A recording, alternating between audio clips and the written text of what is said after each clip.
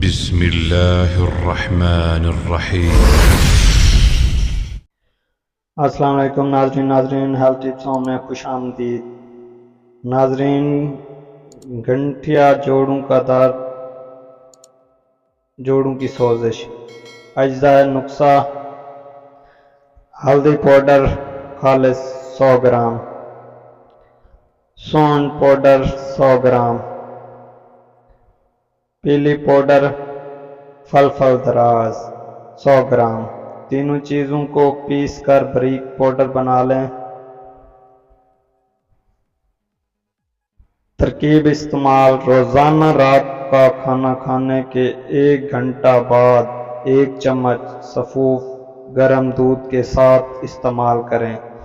इस नुस्खा को 15-20 दिन इस्तेमाल करें। इंशाअल्लाह अज़ीज़, जोड़ों का दर्द, जोड़ों की सूजन, गठिया, आर्थराइटिस की मर्ज बिल्कुल ठीक हो जाएगी।